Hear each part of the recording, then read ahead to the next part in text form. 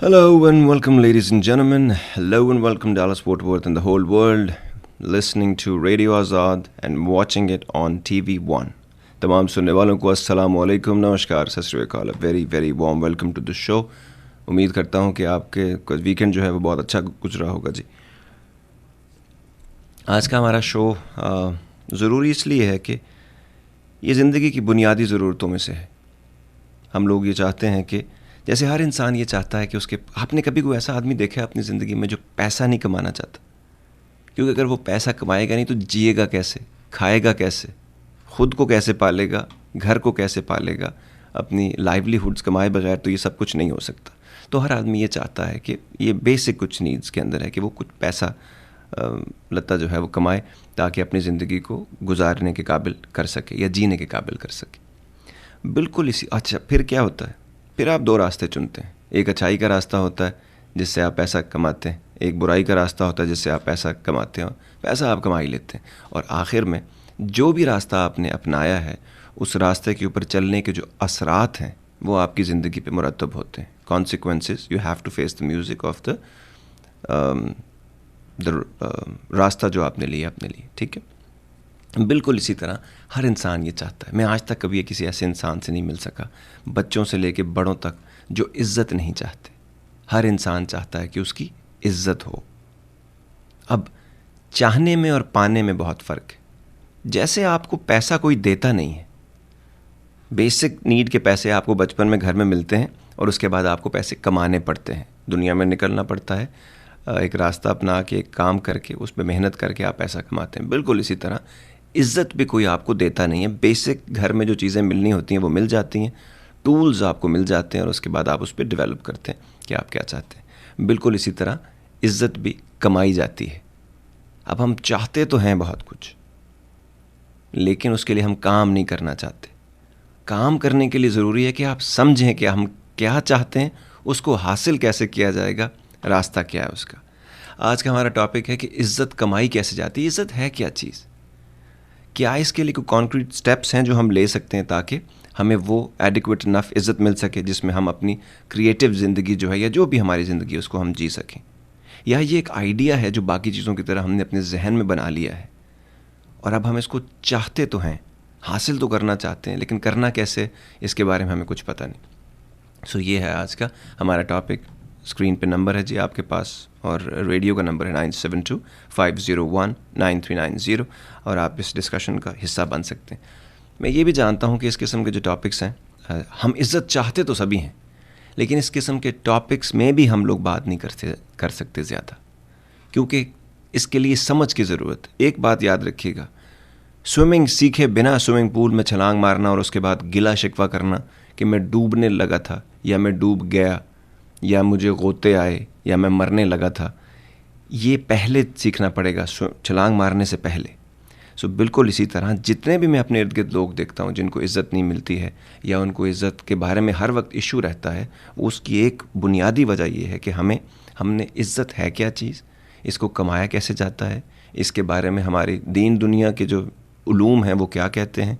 जब हम ये चीज़ें नहीं जानते तो फिर हम सिर्फ तकलीफ़ चाहते हैं और कुछ नहीं चाहते अपने लिए. सो कोशिश किया कीजिए कि इस तरह के टॉपिक्स के ऊपर ज़रूर डिस्कशन किया करें. आज के हमारे पहले कॉलर, पहले उनसे बात करते हैं और उसके बाद फिर बाकी प्रोग्राम को लेके आगे चलते हैं.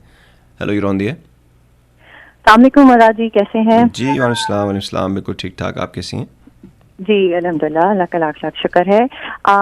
बहुत अच्छा टॉपिक है, वेरी गुड टॉपिक. और मैं ये कहना चाहूँगी इज़्ज़त के बारे में कि अगर आप चाहते हैं कि लोग आपकी इज़्ज़त करें तो पहले आप उनकी इज़्ज़त करें. आप इज़्ज़त देंगे तो आपको इज़्ज़त मिलेगी.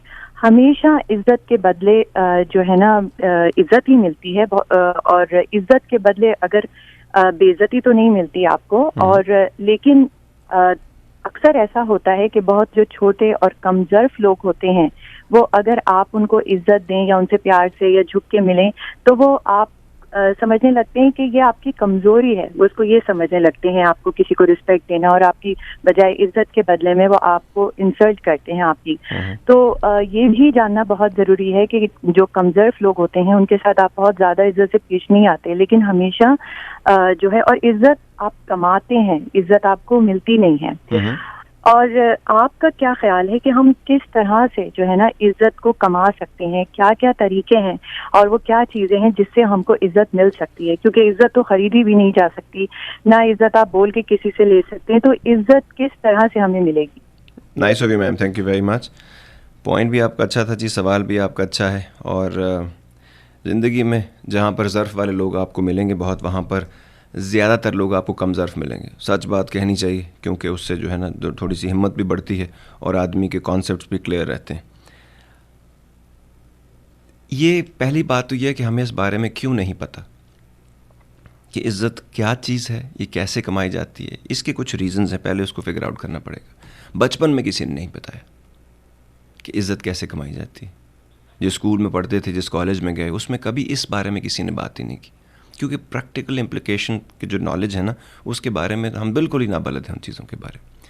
किसी रिलीजियस ऑर्गेनाइजेशन या किसी स्कूल में भी लोग गए जब, वहाँ पर भी इसके बारे में कोई ख़ास बात नहीं बताई गई। किसी ग्रुप के आप मेंबर बने, उसमें भी उन्होंने ये नहीं बताया। खुशकिस्मती से मैंने जब जवानी में अपना कदम रखा, जवानी बाय द वे 14-15 साल की उम्र में नहीं शुरू होती, वो एडोलेसेंट एज होती है, वो आपका बचपना अभी गया नहीं होता, 19-20 साल की उम्र की बात कर रहा हूँ। तो जिस ऑर्गेनाइजेशन में हम गए, उन्होंने ना सिर्फ हमें लीडरशिप के बारे में 2 साल हम पे लगाए और हमें बिल्कुल नए सिरे से बनाया, और 19 साल की उम्र में पता चला आज तक जो कुछ सीखा समझा था वो सब गलत था। अब ज़िंदगी कैसे गुजारनी है, रिस्पेक्ट क्या चीज़ है, कमांड कैसे करनी है, रिस्पेक्ट क्यों देगा कोई आपको, डिज़र्व करेंगे तो देगा, सेल्फ रिस्पेक्ट डेवलप कैसे करनी है, ऑनर कोड का क्या कॉन्सेप्ट है, ये सारी वो चीज़ें हैं जो कि हमें नहीं सिखाएगी। लेकिन खुशकिस्मती से मैं एक ऐसी जगह पे चला गया, सही वक्त पे, सही मुकाम पर, जहाँ पर इन चीज़ों के बारे में सैर हासिल गुफ्तगू की गई, बल्कि सैर हासिल गुफ्तगू की गई, और उससे काफ़ी सारे बेहतर नताइज, क्योंकि ये सारी चीज़ें बाद में इम्प्लीमेंट करनी थी हम लोगों ने अपनी ज़िंदगी में। और स्पेशली लोगों को जब आप डील कर रहे होते हैं और लोगों के ऊपर जब आप कमांड कर रहे होते हैं, तो बहुत सारी बातें आपको बेसिक बताई जाती हैं ताकि वो इंश्योर कर सकें, कंप्लायंस इंश्योर कर सकें, आसान ज़बान में आपको बताने के लिए। अब इंसान अपने घर में इज़्ज़त चाहता है, इंसान अपनी सोसाइटी में इज़्ज़त चाहता है, इंसान प्रोफेशन जिसमें होता है उसमें इज़्ज़त चाहता है, इंसान जो है वो अपने रिश्तों में इज़्ज़त चाहता है। हत्ता कि जब वो इख्तिलाफ़ राय करता है किसी के साथ, तो उसमें भी वो इज़्ज़त चाहता है। अब आते हैं उस बात की तरफ कि हमें इज़्ज़त मिलती क्यों नहीं है, क्योंकि बहुत तकलीफ़ में मैं लोगों को जानता हूँ, वो रिश्तों में मुसीबतें पड़ी हुई हैं। शौहर को पड़ी है मुसीबत कि वो घर में उसकी वो इज़्ज़त नहीं है, बेगम साहिबा को ये तकलीफ़ है कि घर में उसकी इज़्ज़त नहीं है, बच्चे कहते हैं जी हमारी वैल्यू नहीं है, किसी बात की कोई इज़्ज़त नहीं है। हम जिन जगहों पे काम करते हैं वहाँ पे कहते हैं जी बॉस हमारी इज़्ज़त नहीं कर रहा है। एम्प्लॉइज़ से ये शिकायत है बॉस को कि इनको कॉन्सेप्ट ही किसी चीज़ का नहीं है, ये मांगते तो हैं लेकिन उसके लिए काम नहीं करते हैं। सो किसी ऑर्गेनाइजेशन में जाते हैं, नॉन प्रॉफिट ऑर्गेनाइजेशन में जाते हैं, तो रिलीजियस ऑर्गेनाइजेशन में जाते हैं, तो हर जगह पर एक खींचातानी चल रही है। अगर हम बेसिक चीज़ों को क्लियर कर लेंगे तो हमें पता चल जाएगा। अब आते हैं इस बात की तरफ कि हमें वो प्री रेक्विजिट जो इज़्ज़त है, उसका जो एक प्री रेक्विजिट्स हैं, जब हम उसको क्वालिफाई नहीं करें तो इज़्ज़त कैसे मिले। पहले ये बात कर लेते हैं कि इज़्ज़त क्यों नहीं मिल रही हमको जो हम चाहते हैं। सबसे पहली बात, हमें अगर अपनी वो इज़्ज़त नहीं मिलती जो हमें लगता है हम डिज़र्व कर रहे हैं, तो इसका मतलब है हमारा तशख़्ख़ुस जो है, हमारी इंडिविजुअलिटी जो है, वही नहीं इंटैक्ट है। हमने अपने आप को अभी तक पहचाना ही नहीं है। और वो कैसे होगा? मैं कौन हूँ, मुझ में क्या ख़ास बात है, मेरी कमज़ोरियाँ क्या हैं, मेरी स्ट्रेंथ्स क्या हैं, और इन सब को जानने के बाद अब मैं चाहता क्या हूँ और मैंने कौन सा रास्ता लेना है। जब ये सारी बातें हम नहीं जाएंगे ना, 2 बेसिक रीज़न है जिसकी वजह से इंसान को इज़्ज़त नहीं मिलती। एक उसका बेसिक कॉन्सेप्ट के अंदर प्रॉब्लम होता है कि वो गलत जगह से सही चीज़ मांग रहा है, और दूसरा बेसिक जो नॉलेज है, जो इल्म है, और जो बेसिक समझ है इंसान होने की और इंसानों में एग्जिस्ट करने की, वो हम नहीं समझ पाते। इन दोनों को डील करते हैं। पहली जो बात होती है जी, और अगर हम इन चीज़ों को नहीं समझ पाते ना शुरू में, तो फिर बेइज्जती का एक लामुतनाही सिलसिला शुरू हो जाता है जो कभी ख़त्म नहीं होता, और सारी ज़िंदगी आदमी इसी तकलीफ़ के साथ और कलक के साथ मरता है कि जो मुझे जो है ना जी इज़्ज़त नहीं मिली। लेकिन उसके बारे में बात करते हैं, लेकिन पहले कॉलर्स भी ले लेते हैं। Hello, you're on the air. Hello. Hello जी सर। अस्सलाम वालेकुम व रहमतुल्लाहि व बरकातहू। वालेकुम सलाम सर, वालेकुम सलाम। Can you hear me? I can hear you. बिल्कुल सर, बिल्कुल Hello? क्लियर है, बिल्कुल क्लियर है, आप बात कीजिए प्लीज। अच्छा। इज्जत, oh what a beautiful topic Azad. मेरा ख्याल है कि इज्जत कमाने के लिए इट इज़ वेरी सिंपल, जो सब्जेक्ट सिंपल जो मतलब फिलॉसफी है वो ये है कि if you have a faith in God Almighty and you go and understand what God has given you in your He has created you, He has given you certain faculties like heart and mind. You have to use these days to find out. लेकिन ये है कि how to conduct yourself to earn इज्जत जो है, respect of others, is you focus on the good qualities of every human being. Don't focus on the negative quality because we all have plus or minus. But focus अगर positive करेंगे, and then on top of that thing, आपकी जो आपका actions हैं, they are based on truthful. You are always very truthful, straightforward, and you have complete faith in God Almighty and do your best. Sir nice of you sir, thank you very much, very valid points ji. ये सारे points याद रखिएगा, आगे जाके points भी आते रहेंगे। और अब हम बात करें, हम कौन सी चीज़ें हैं, जैसे खलीक साहब भी बता रहे थे, जो नहीं करते जिसकी वजह से हमें इज़्ज़त नहीं मिलती। पहली चीज़, दौलत है क्या चीज़? इस चीज़ को समझे बिना हम कागज़ के टुकड़ों को जब दौलत समझने लगते हैं तो फिर बेइज्जती शुरू हो जाती है। क्योंकि फिर जिन लोगों के पास ये दौलत है, आप उन लोगों के पीछे भागते हैं बजाय ये जानने के कि आपके पास खुद कितनी दौलत है और किस किस किस्म की दौलत। और ये पॉइंट इतना वैलिड है कि हमारी ज़िंदगियां जो है ना, हमने गुजार दी हैं उन लोगों के पीछे जिन्होंने आपको कभी कुछ नहीं देना। इंसान दे ही कुछ नहीं सकता। अगला हमारा शो है दौलत है क्या चीज़। उसमें आप और हम ये साबित भी कर सकते हैं कि हम सब कितने दौलतमंद हैं। तो ये एक पॉइंट है। तो हम दौलतमंदों के पीछे भागकर अपनी इज़्ज़त खो देते हैं, पहली बात तो ये। उसके बाद हम अपने पे काम नहीं करते, इनसिक्योर रहते हैं और सिक्योर लोगों से चाहते हैं कि वो हमारी इज़्ज़त करें। ऐसे कैसे हो सकता है, ये भी सोचें कभी आप। उसके बाद हम अपना काम जब पूरी ईमानदारी से नहीं करते, जब होल हार्टेडनेस जो है ना हमारे काम में नहीं होती, और हम ये चाहते हैं कि हमें इस काम की वजह से जो हमने किया है ये हमें इज़्ज़त मिले, तो क्योंकि हमने अपना होमवर्क पूरा नहीं किया हुआ। आपने कभी किसी ऐसे स्टूडेंट को देखा है जो कभी होमवर्क नहीं करके आता और आगे से टीचर उसकी इज़्ज़त करता रहे? इस तरह तो बाकी भी नहीं करेंगे क्लास का काम। तो ये भी समझना ज़रूरी है हमारे लिए। महबूब को और मोहब्बत को ना समझकर जो भी आप कर रहे हैं उसका नाम अगर आप मोहब्बत रखते हैं और चाहेंगे कि महबूब मोहब्बत करे आपसे और इज़्ज़त करे आपकी, और अगर मोहब्बत नहीं भी करता तो कम से कम इज़्ज़त करे, क्योंकि मेरे ख्याल से हम जैसे लोग मोहब्बत के बगैर जी सकते हैं, इज़्ज़त के बगैर नहीं जी सकते। तो इज़्ज़त करे कैसे जब हमने कोई ऐसा काम ही नहीं किया कि जिससे हमारी इज़्ज़त की जाए। उसके बाद किसी दूसरे की दौलत या उसका मकाम देखकर अब आप ये चाहते हैं कि वो आदमी जो है वो आदमी आपकी इज़्ज़त करे या आप उसके पीछे पड़ जाएं। इज़्ज़त पीछे पड़कर नहीं करवाई जा सकती।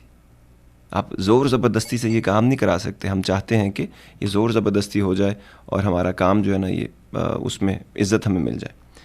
उसके अलावा ये अमीर लोगों की पार्टीज़ में जाकर उनके ज़बरदस्ती उन्हीं दिनों में उनको फ़ोन करके अपने आप को इनवाइट करवा के ये ब्रांडेड कपड़े पहन के, इसमें मुझे कोई प्रॉब्लम नहीं है, ब्रांड्स पहने अच्छी चीज़ है आपको, लेकिन ख़ास तौर पे इसी बात पे पहना और इस बात पे इतराना कि जो हमें शायद इससे इज़्ज़त मिल जाएगी, बड़ी गाड़ियों से, बड़े घरों से, इन सारी चीज़ों से इज़्ज़त नहीं मिलने वाली। वो मिलता क्या है इसकी हम बात करते हैं, लेकिन it's time for a short commercial break के बाद वापस आते हैं और फिर आगे बढ़ते हैं इस प्रोग्राम को लेकर। रहिएगा हमारे साथ। Welcome back ladies and gentleman, you watching radio Azad on TV1। मैं हूँ आज़ाद, प्रोग्राम है बोल के लब आज़ाद हैं तेरे। और आज हम बात कर रहे हैं जी इज़्ज़त कमाना, कैसे इज़्ज़त कमाई जाती है और कौन सी ऐसी चीज़ें हैं, हमारी हरकत और सकनात कौन सी हैं ऐसी जिन पे चलकर हमारी जो इज़्ज़त जो है वो बेइज़्ज़ती में बदल जाती है। और उसके बाद फिर हम काफ़ी इरिटेटेड रहते हैं और बड़े परेशान रहते हैं। फिर हमारा एक ही गिला रहता है कि हमारी इज़्ज़त नहीं दी, कि जो इस दुनिया में मेरी जगह बनती थी, जो इस घर में मेरी जगह बनती थी, जो सोसाइटी में मेरी जगह बनती थी, वो नहीं मिली।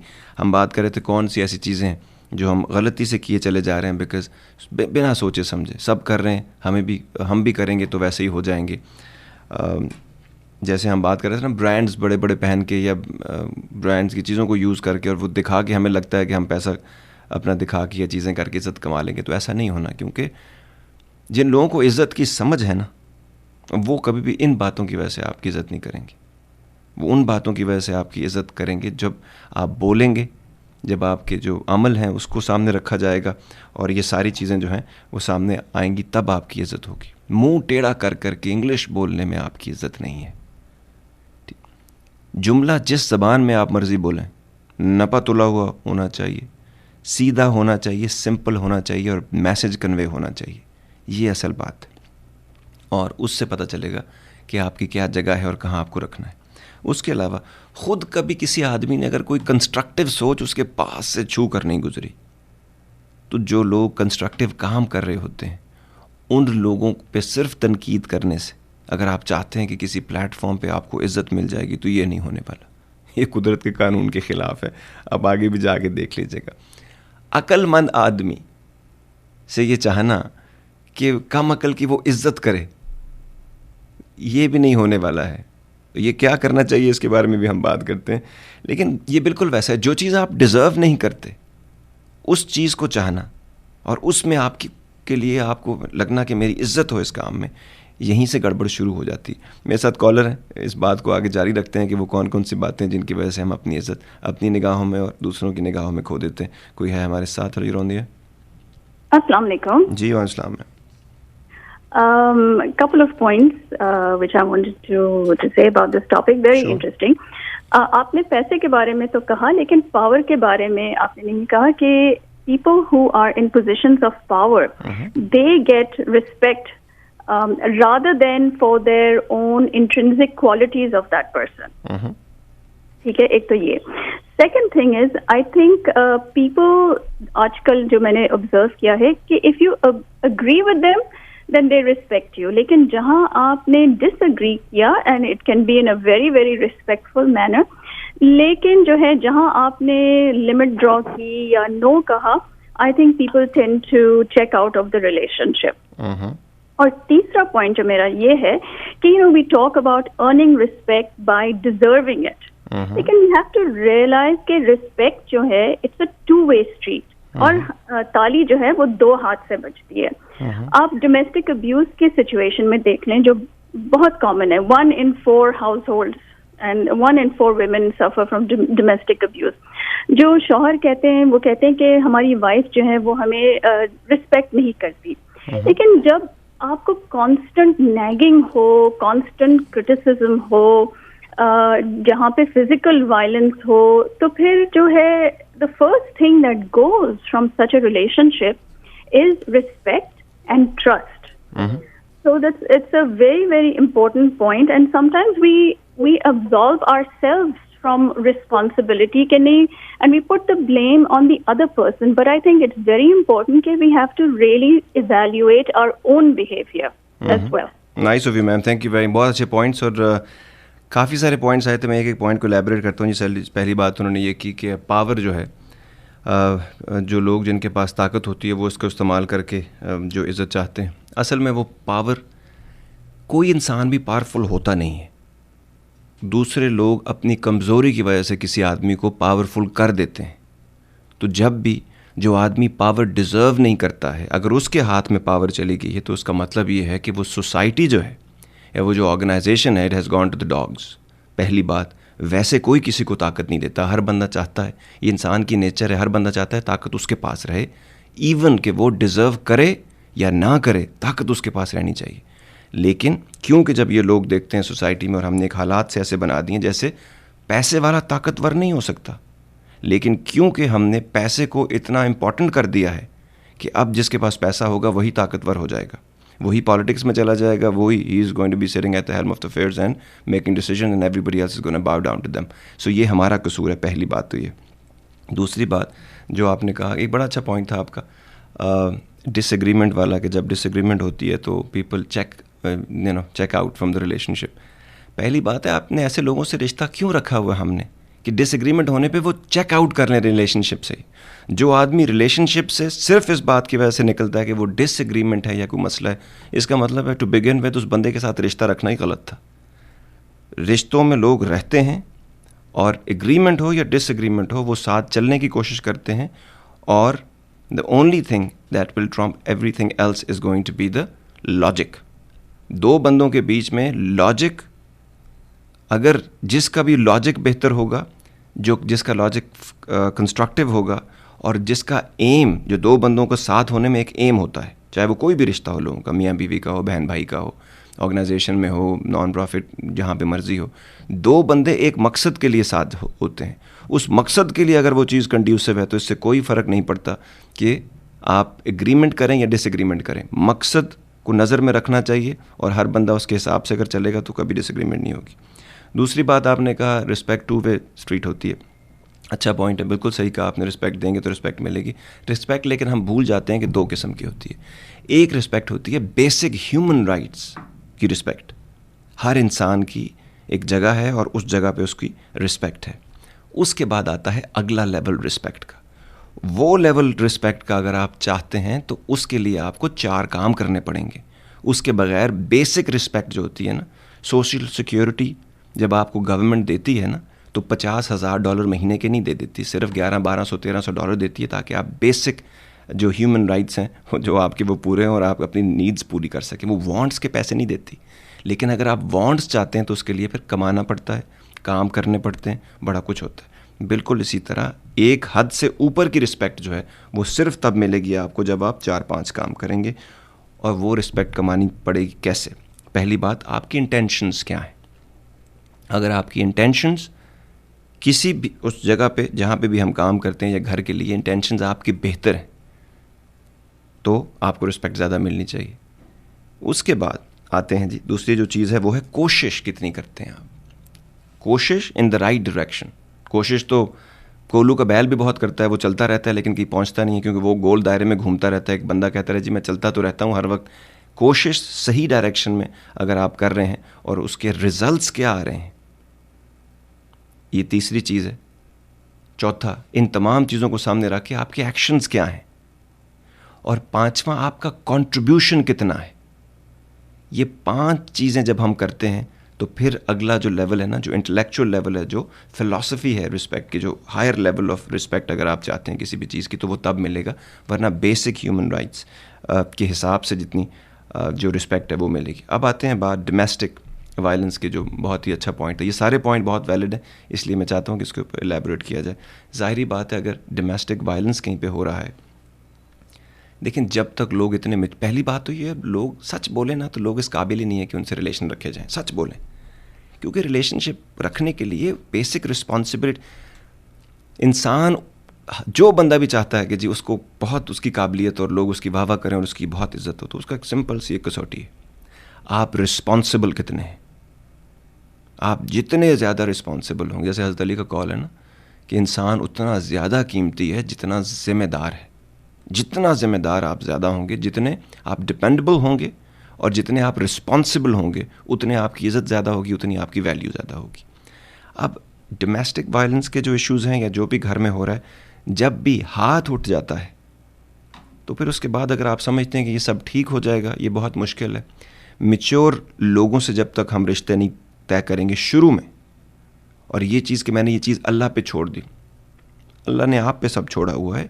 वो कहता है मैंने तुम्हें अकल दी, मैं हैरान हूँ तुम देखते नहीं हो, सोचते नहीं हो, समझते नहीं हो, एनालाइज नहीं करते, री एनालाइज नहीं करते। वो तो आप पे छोड़े हुए हैं उन्होंने बहुत सारी चीज़ें। रिश्ते बनाने के लिए उन्होंने 3-4 पॉइंट्स दिए हुए हैं, इनको देख कर रिश्ते बनाने हैं आपको। लेकिन हम लोग कहते हैं जी बस हेड ऑन मैंने छलांग मार दी है, अब अल्लाह जो है वो मुझे बचा लेगा। जब आपने छलांग मारनी होती है तो उससे बहुत सारी चीज़ें होती हैं जो सेफ्टी मेजर्स पहले लेने पड़ते हैं, उसके बाद छलांग मारनी होती है। पॉइंट बहुत ही अच्छे थे, nice of you ma'am, thank you very much, so grateful for all these points.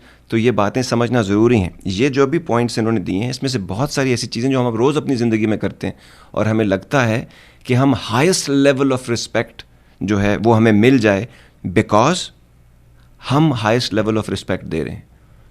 किसी भी इंटेलेक्चुअल आदमी की अगर आपने रिस्पेक्ट करनी है तो ये बिल्कुल ऐसे है जैसे हम हुजूर पाक की रिस्पेक्ट करते हैं, लेकिन उनका कहा हुआ एक जुमला ना हम मानते हैं, ना अपनी ज़िंदगी में उसको इनकॉर्पोरेट करते हैं, लेकिन हम कहते हैं जी हमने तो उनकी बहुत इज्जत की।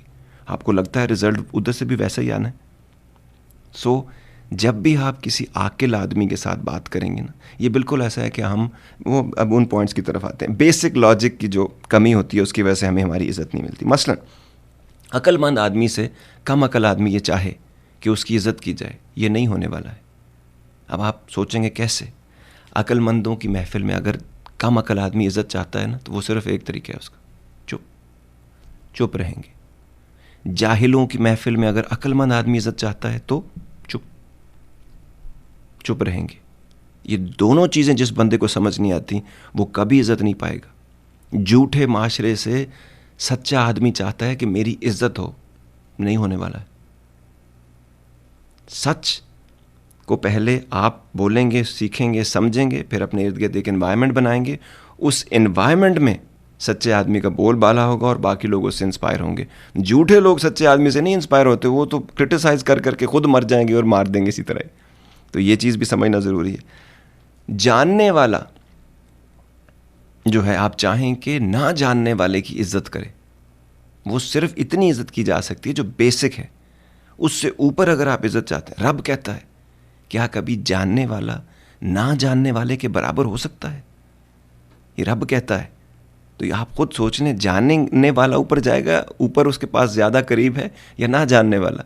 तो आप कैसे एक्सपेक्ट कर सकते हैं कि आदमी जो है वो ना जानने वाले की ये होती है कि वो सीखने आया है, इस बात की बड़ी इज़्ज़त होती है। लेकिन वो सिखाने आ जाए, इस बात की इज़्ज़त और जगह नहीं होती है। बिल्कुल इसी तरह ना बदलने वाला इंसान ये चाहे कि उसकी इज़्ज़त हो, ये भी नहीं होने वाला है। जिनसे हम पैसे लेते रहते हैं उनसे आप मज़ीद पैसे लेते रहें और चाहें कि वो आपकी इज़्ज़त करें, नहीं होने वाली है। इज़्ज़त तो सिर्फ अपना पैसा खुद कमाने वाले की है, वरना मांगने वाले की ये चाहे कि मेरी इज़्ज़त हो, ये तो अजीब सी बात है, ये तो नहीं होने वाली। आप भी सोचते होंगे इस बारे में, सोचिएगा ज़रूर। बाप बेटे से इज़्ज़त चाहे तो हो सकता है, लेकिन बेटा बाप से इज़्ज़त चाहे ये नहीं होने वाला है। क्योंकि बाप होने में ही उनकी इज़्ज़त हो गई। जब आप पैदा हुए तो आप पे लाजिम है बाप की इज़्ज़त करनी है, लेकिन बेटे ने अगर इज़्ज़त कमानी है बाप की तो वक्त लगेगा और फिर वो बहुत मुश्किल से कमानी पड़ेगी कि ताकि बाप को फ़ख्र हो कि ये मेरा बेटा है, उसमें वक्त लगेगा। इसके अलावा जी मुझे इससे एक किस्सा याद आ गया। जब हम मॉनिटरिंग इंचार्ज थे तो एक ज़माने में हमारे पास एक केस आया। एक बेटा था, वो बाप को मारता था और उसके फादर ने आके उसके बारे में कंप्लेन की थी।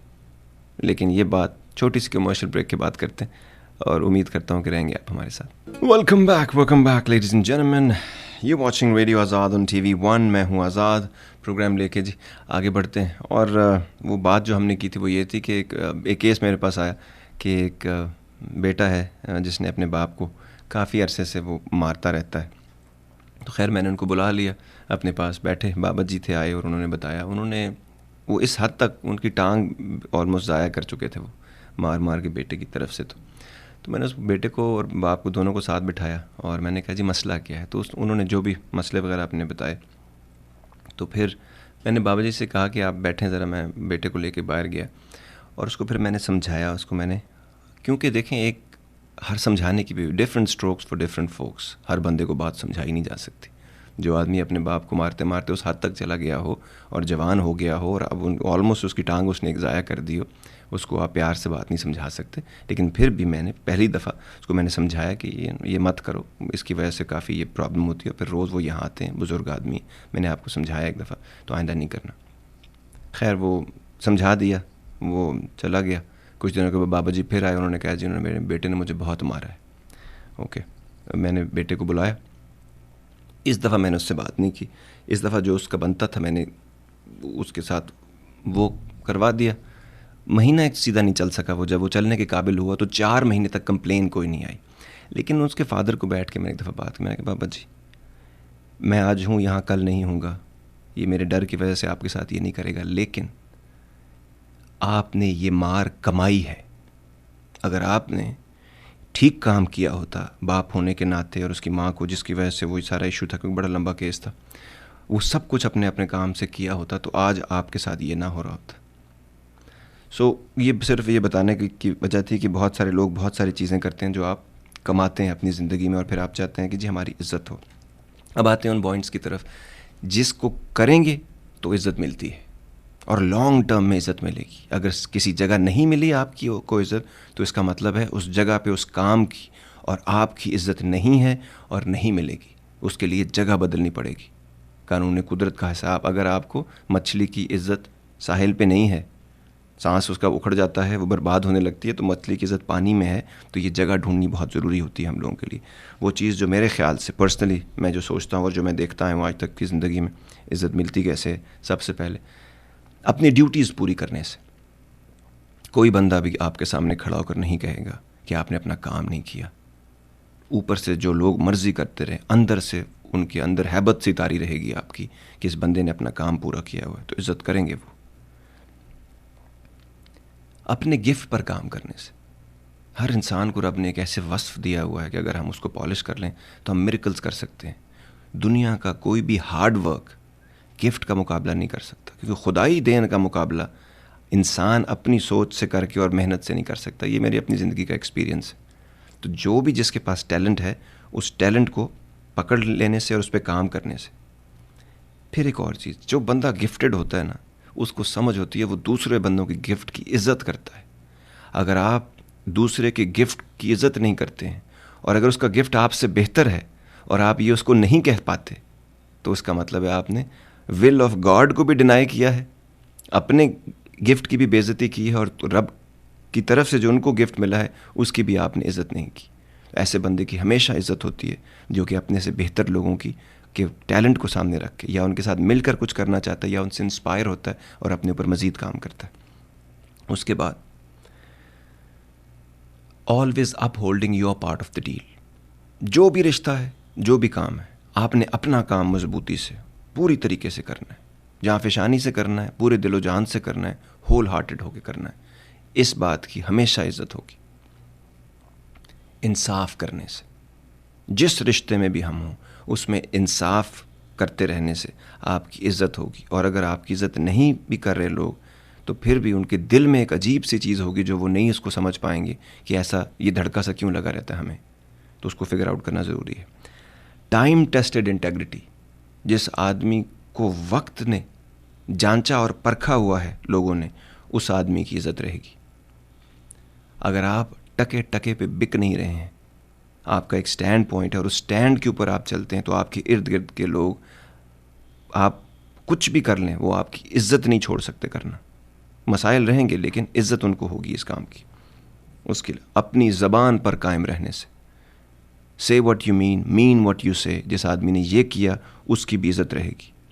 पंक्चुअल होने से, अगर आप वक्त पर आते हैं, नहीं आते तो उस बात की माफ़ी मांगते हैं, तो हर बंदा आप देखेंगे, अगर आप हमेशा टाइम पे आते हैं तो लोग जो पंक्चुअल नहीं होते वो भी टाइम पे आना शुरू कर देंगे, क्योंकि उनको पता होगा कि इस बंदे की इज़्ज़त करने का यही तरीका है कि ये वक्त पे आता है और ये हमारी इज़्ज़त कर रहा है और हम इससे की इसी तरह इज़्ज़त करेंगे। Do unto others as you want to be done unto you. दूसरों के साथ वैसा सलूक करें जैसा आप चाहते हैं कि आपके साथ सलूक किया जाए। इस बात की बड़ी इज़्ज़त होगी, हमेशा रहेगी। जैसे सलाउद्दीन अयूबी की रिचर्ड द लायन हार्ट ने इज़्ज़त की थी। दुश्मन भी होगा कोई तो उसको पता होगा कि आपकी जगह कौन सी है। मैंने एक दफ़ा कहा था शो में और लोग बड़ा मजाक उड़ाया था बात का कि मैं दुनिया का शायद बदकिस्मत आदमी हूँ जिसको आज तक दुश्मन भी अपने कैलिबर का नहीं मिला या फिर अपने से बेहतर नहीं मिला, क्योंकि आप सीखेंगे ही कुछ नहीं उससे।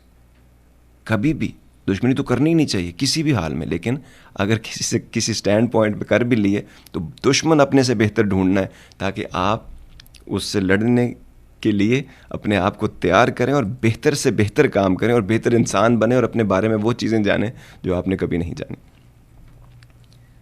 इंसान अपने स्टैंड से पहचाना जाता है, कौन सा आपने कैसा स्टैंड लिया हुआ है, और जब स्टैंड लिया है तो उस पर आप कितने साबित कदम हैं, स्टेडफास्ट हैं। इससे एक सवाल आया था मेरे पास और वो सवाल ये था कि जनाब जब रब कहता है कि इज़्ज़त और ज़िल्लत देना मेरे हाथ है, तो इस बात का क्या मतलब है? इसीलिए तो हम लोग बहुत सारे हाथ पे हाथ धर के बैठ गए कि ये तो जी रब चाहेगा तो देगा। रब अपने कानून के ख़िलाफ़ नहीं करता और उसका कानून उसके एक जुमले में है, इंसान के लिए वही कुछ है जिसकी उसने सही की, जिसकी उसने कोशिश की।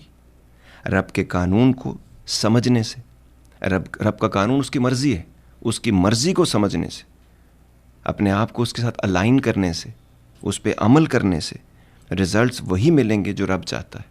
और इज़्ज़त ऐसे मिलनी है आपको, हाथ पे हाथ धरे रखने से किसी की इज़्ज़त नहीं होती, काम करने से, अपने रोल को पहचानने से हमें वो इज़्ज़त मिलती है।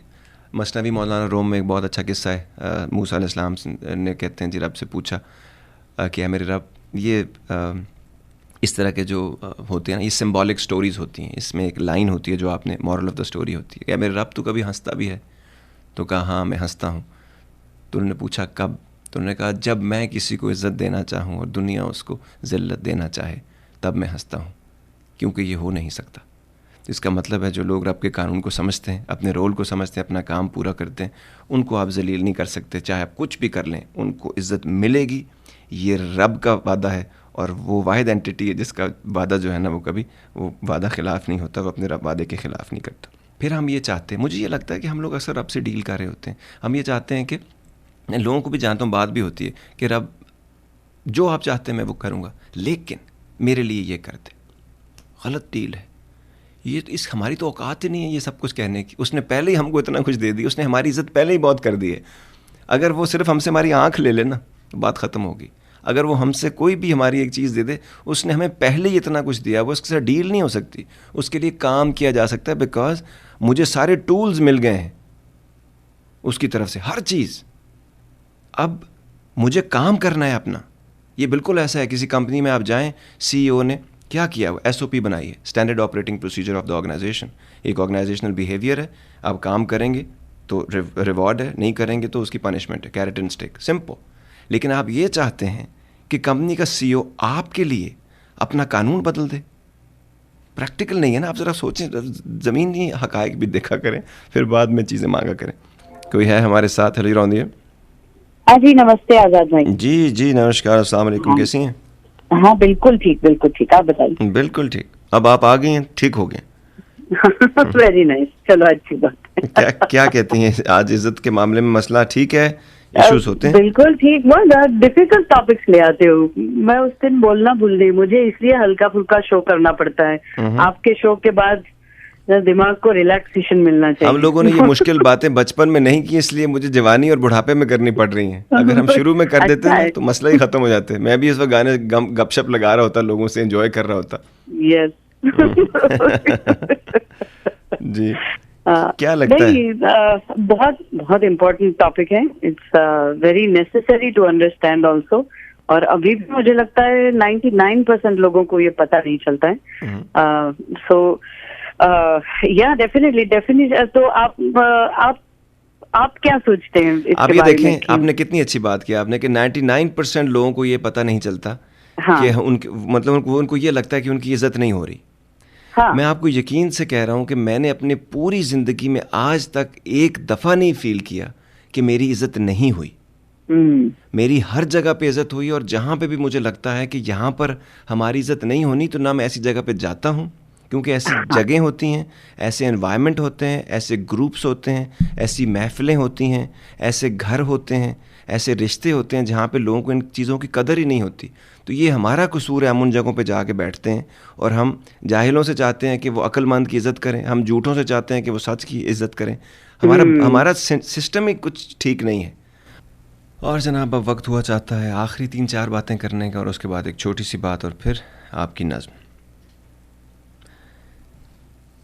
हम जब देखिए, हम अगर ये चाहते हैं कि हमारी माँ की कोई इज़्ज़त करे और हम उनकी माँ की इज़्ज़त नहीं करना चाहते, तो ये तो ना होने वाली बात है। हम चाहते हैं कि हमारे मज़हब की कोई इज़्ज़त करे, हमारे अकीदे की कोई इज़्ज़त करे, लेकिन हम ना किसी की माँ की इज़्ज़त करेंगे, ना किसी के मज़हब की, ना किसी अकीदे की, ना उनकी अपनी इंडिपेंडेंट सोच की, तो फिर ये सब कुछ तो हमें नहीं मिलने वाला है। तो बेसिकली आवे का आवा ही बिगड़ा हुआ है। जो चीज़ आप दे नहीं सकते वो चीज़ आपको मिलेगी नहीं। इस बात को समझना बहुत ज़रूरी है इज़्ज़त पाने के लिए। इज़्ज़त इतनी ज़रूरी है कि रब ने जब पैगंबरों को अपने पैगाम भेजे तो उससे पहले उस मकाम पर, उस टाइम एंड स्पेस में उनको इज़्ज़त दी। आप हुजूर पाक की ज़िंदगी देखें, जब तक उन पर पहली वही नहीं आई, उससे पहले उनका जो उस पूरे एरिया के अंदर जहाँ पे कहते हैं कि जहालत के ज़माने की सारी बुराइयाँ थीं, और बहुत कम, शायद शाज़ नाज़र ही कोई ऐसा आदमी नज़र आता होगा जिसको उन्होंने कभी सादिक और अमीन कहा और समझा, यानी कि अमानतदार और सच बोलने वाला। और उसके बाद उनके ऊपर ये रिस्पॉन्सिबिलिटी डाली गई। बिल्कुल इसी तरह मुझे ख़ुद ये पर्सनली ये बात फील होती है कि जितने हम में से लोग हैं, जो बंदा भी ये लड़ता रहता है कि उसको इज़्ज़त नहीं मिलती, ये बात की गवाही है कि उसको इज़्ज़त नहीं मिल रही, इसलिए उसका तकाज़ा कर रहा है। वरना तकाज़ा करना ही इस बात की गवाही दे रहा है कि अपने काम हमारे सीधे नहीं हैं, हम गलत जगह से सही चीज़ मांग रहे हैं या सही जगह पे गलत काम कर रहे हैं। असल मसला मुझे ये लगता है ये है कि सारा बखेड़ा इस छोटी सी बात को समझने में है कि हमने इंसानों से क्या मांगना है और रब से क्या मांगना है। दुख और तकलीफ़ और सितम ज़रीफ़ी की बात यह है, जो हमने रब से मांगना है वो हम इंसानों से मांग रहे हैं, और जो हम इंसानों से मांग रहे हैं वो हमको रब से मांगना है। जब रब ने क्लियर कह दिया है कि किसी इंसान के दिल में दूसरे इंसान की मोहब्बत और वो तइज़्ज़ु मन तशा व तुज़िल्लु मन तशा वाली जो बात है, यानी कि इज़्ज़त और ज़िल्लत सिर्फ रब के यहाँ है, तो इज़्ज़त और मोहब्बत हम इंसानों से मांग रहे हैं, उनके पीछे भाग भाग के, पैसे वालों के पीछे भाग के, शोहरत वालों के पीछे भाग के, या जो भी हमारे मसाइल हैं, ये चीज़ें सिर्फ रब के पास हैं और रब से मांगने की चीज़ें हैं। इंसानों से तो आपका कोई हक़ है उनके पास, या कोई ज़मीन का बंटवारा हो गया, या आपके उन्होंने पैसे देने हैं, या उधार लिया था या देना है, ये सारी चीज़ें मांग सकते हैं। ये मोहब्बत और इज़्ज़त देना ये रब का काम है, और उसके लिए रब के कानून को समझना पड़ेगा, उसकी मर्ज़ी को समझना पड़ेगा, और उसके साथ अपने आप को अलाइन करके एक्शंस लेने पड़ेंगे, और फिर उसकी ब्लेसिंग जो है वो इज़्ज़त और मोहब्बत की सूरत में हमारी ज़िंदगी में आएगी। आज की एक छोटी सी नज़्म लिखी थी, वो आपके गोश गुजार करते हैं, लेकिन उससे पहले लोगों के लिए आसानियाँ पैदा कीजिएगा, रब आपके लिए आसानी पैदा करेगा। वक्त और इंसान, वक्त और इंसान दोनों शायद एक साथ ही बने थे। वक्त और इंसान दोनों शायद एक साथ ही बने थे। वक्त बनाने के लिए जो मट्टी दरकार थी, वक्त बनाने के लिए जो मट्टी दरकार थी, लगता है बनाने वाले ने वो इंसान की मट्टी से उठा ली थी। इसीलिए तो वक्त भी हम इंसानों की तरह बड़ा ही बेवफा है, बड़ा ही बेवफा है।